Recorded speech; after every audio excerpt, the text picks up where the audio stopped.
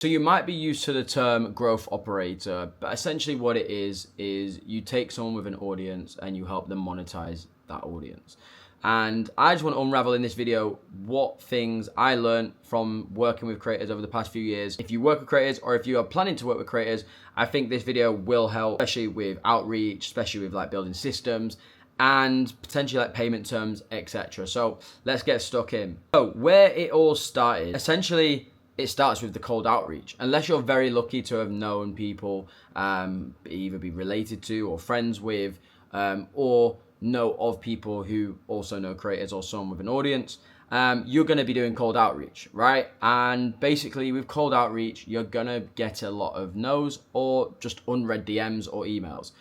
I can tell you for a fact, I've probably sent over 500 DMs, like cold, like initial DMs, and maybe over 600 emails. And to say that I've not had many replies from all of them, I have had quite a good successful amount of replies from a good amount of them. If you're approaching someone who's one, very busy, or two, very influential, or three, just has like a mass online presence, you're going to need to do more than just, hey, I want to work with you, or hey, I have an idea, let's talk. Like, you have to genuinely put more effort into that. And yes, sometimes these things that aren't really scalable are the things that you need to do the most to obviously get the best results. So with this method, it's kind of taken a method that I've seen online. Basically, his approach would be, he would have a pitch deck and he would send it across and ask them, okay, cool, would you like to meet for coffee?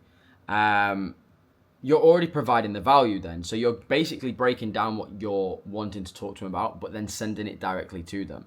It allows them to then see exactly what it is, who you're about, what it is you want to do, and if it even makes sense for them. Because if it doesn't, you're just going to be wasting their time. It's basically a step to like measure, is this guy legit versus is he not? The easiest way to sort of increase your chances of having replies or even getting onto a call or getting to like a next stage is by providing as much value as possible first. So that could be like breaking down a specific area that you want to focus on and you want to partner with them on, or you want to help them with. And that's actually breaking it down, giving them all the source for free. Obviously holding back some bits. However, majority of the source is that you can actually fulfill it for them. So a lot of them might take that information, read it, but not know what to do with themselves. And obviously that's when they will obviously ask you to get onto a call, and then you can then sign them on the call. Don't get me wrong, there's not sort of like a secret cheat code that instantly will get you a reply. It's also just time and place as well. Like, I've had some conversations with people and then gone quiet, and then I just randomly hit them up on a story, swipe up on IG, and then it just sort of like starts that conversation all over again. Or I'll just reply with something a bit random, or I will almost kind of like bait a reply where it's like they almost are so intrigued to be able to, almost like they're so intrigued. And sometimes I'll bait a reply, so I'll actually like send something that increases their chances of replying. So it could be something like, I've seen you're doing this, but I think I can get you to this amount of revenue in this amount of days. If you're interested, drop me a reply or something like that. That's a specific type of reply. It's not a broad one. It's very specific to the person and what they're doing. They may be running, I don't know, a clothing brand. They could be running like an info or digital product. It doesn't really matter what it is, but you're basically trying to say, I can see what you're doing, you're at this, and I want to take you to this in this time frame. Obviously, you want to have a good profile. Like for my Instagram profile, if you're not already following my Instagram profile, it's at Joey Samir with 2 eyes. With my Instagram profile, I've created it in a way that it makes me seem more higher status than a typical Instagram account, and that's maybe got like selfies or just group photos and like in a rave or whatever it may be. Like, I've created my profile to have some sort of authority. Next, I would say, is putting myself in certain environments to meet creators. So throughout the last few years, I've gone to so many different events. I've been to Web3/crypto events. I've been to gaming events. I've been to networking events, tech events. Name it. Like, I've been to a lot of events, and I think the fundamental reason why I go to these events and put myself in these environments is mainly just to be in with the creator economy, like to be in the realm of what it is to be a creator and what that entails. So you're surrounded by their fans, you're surrounded by other businesses that also pay creators to make content for them. So all these different environments for me was perfect for what I was doing. Yes, it might have not had an instant ROI, like me going to Gamescom, for instance. I didn't end up actually signing anyone from that event. However, I made about 10 to 20 different connects of some of the biggest German content creators on the platform. So by me going there, mingling with the creators, getting myself into the VIP rooms, going for drinks with them, meeting some of the really cool talent that there is in Germany, what this did was, one, gain German content creators who are big with followers following me now, which is also, so by me going to Gamescom and getting into the VIP rooms and mingling with these creators and having these big German content creators following me now on Instagram, what that allowed for was trust. So if I ever wanted to work with a German creator, for instance, and they saw that some of the bigger guys were following me, so a lot of creators feel like people are always wanting to take from them, and they're trying to take their time, they're trying to take their money, or they're trying to take their brand image. So to have like some sort of credibility where like bigger guys are following you, that also helps build your personal profile as well. The next part I wanted to mention was working on percentage splits to show the creator I'm willing to take the risk. This one early doors is huge. You have to eat shit to almost put your foot in the door. Going to a creator and saying, yo, I can do XYZ for you, but now I want to charge $5,000 for this, right? You have no credibility, you have no sort of rapport with that creator, and now you're asking for money up front, plus all the other costs associated with that. They're most likely to say no. Like, if you think about it, why is a creator going to say, yeah, okay, go on then, let me just throw you that money? They've got hundreds of people every day messaging them, asking them to work with them. Why now you've got yourself in the door, you maybe had a meeting with them or whatever, and now you're asking to get paid up front? This is not going to work. They're just going to revert back to the guys that are in the DM saying that they'll do the work for free. So what you need to do is you need to obviously pitch to them, okay, cool, this is the game plan, right? I'm going to be with you working on this for X amount of time. This is where I can see it go, and this is what I want to do to help, right?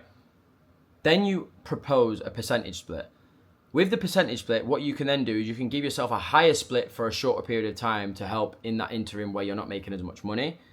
That also shows the creator that, one, you're willing to cooperate and you're also willing to be fair, let's say. However, as an operator, as whatever you want to call yourself, you don't obviously want to limit or hinder the amount of money that you can also generate from this, because at the end of the day, it's not just the money that you take into your pocket, it's also all of the other costs around it. Don't neglect the percentage split. The percentage split is your way in, it's your way to build trust, to build rapport with that creator.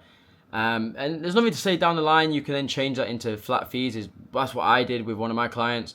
But that was more of like a personal sort of being able to schedule when it is I was getting paid. Because with percentage splits, you don't know when you're getting paid and you don't know the amount that you're getting paid. However, that's what's good about it. It's obviously allowing you to take on a little bit more risk, and it shows to the creator that you're in for the long run and you're not trying to make some short-term cash. So moving on to the dark side.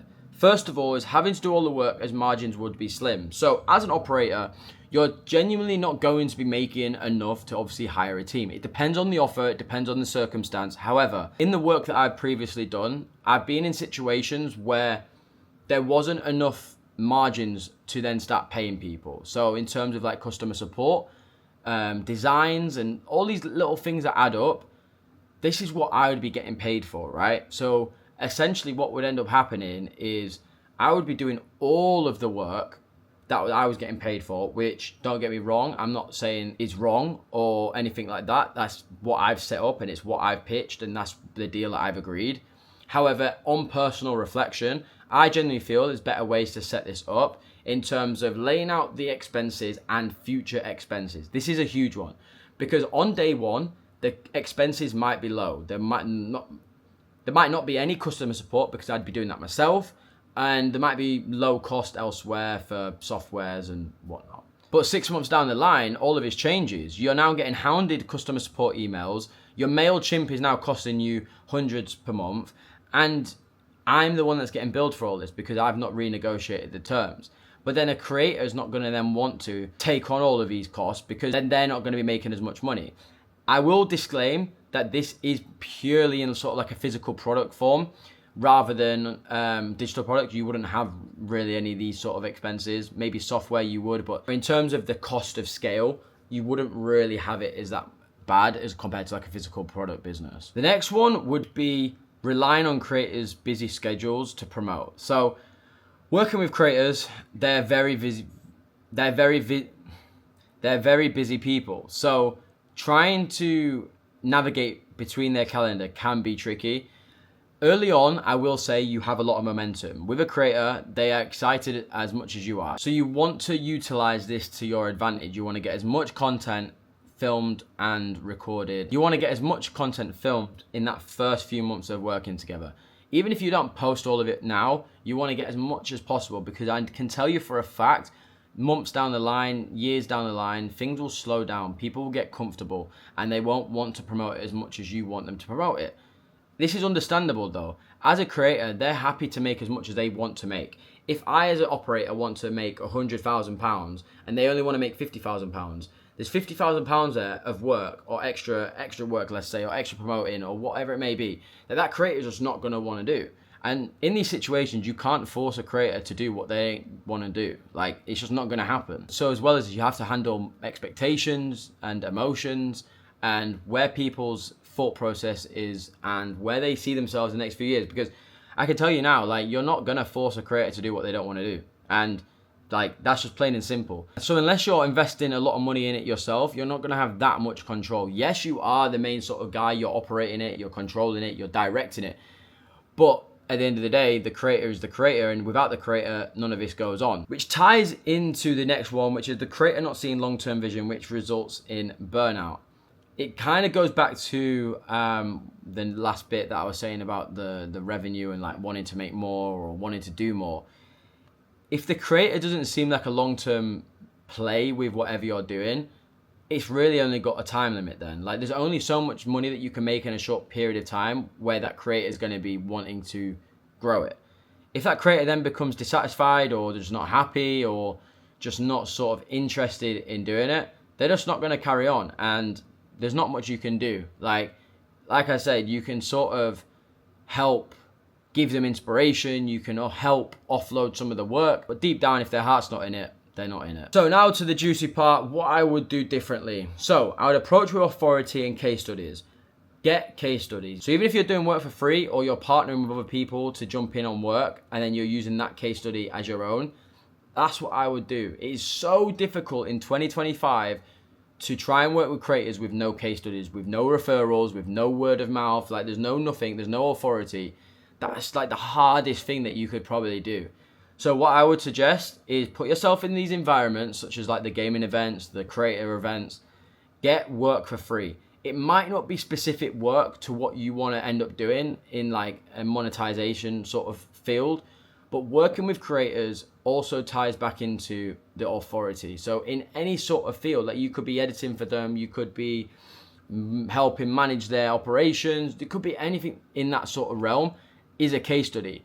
If you've worked with KSI, put that on your profile, put that on your website, put that on wherever you're trying to outreach. Because at the end of the day, working with these creators, everyone knows everyone. Don't be shy, set the rules. End of the day, you're the operator. So this kind of happens over time when you grow more confident in what you're doing. Especially if you're fresh and you haven't done this before, you may lack a bit of confidence, especially when you're working with people who are more high profile. Setting the rules early on saves you down the line. There's so many times where I've tried to change how we've worked, but you just can't. It's like a relationship. If you don't set the boundaries, if you don't set foundations early on, you're just not going to be able to do that down the line, 6 months down the line, 8 months, years down the line. It's just not going to change. Don't be broad, niche down. I will 100% back this. Don't just try and work with everyone and anyone. I would try and niche down to like even like a fishing YouTuber, like monetizing a fishing YouTuber. Like, there's so many different verticals that you can go down, whether that be fishing, whether that be motocross, whether that be camping. There's so many like other niches of creators online who get views. End of the day, if you've got views and you've got traffic, you have a business waiting to be monetized. And lastly, systems cannot be neglected. Don't neglect the power of automating recurring tasks or streamline ops. Whether that be customer support or supply chain, all these little things can cause big issues down the line. Especially when you're working with big creators, that is their brand, their identity, that's their everything on the line, their image. One little mistake can completely ruin it. If you've enjoyed this video, make sure you like and comment. It helps me a lot. See you in the next one. Peace.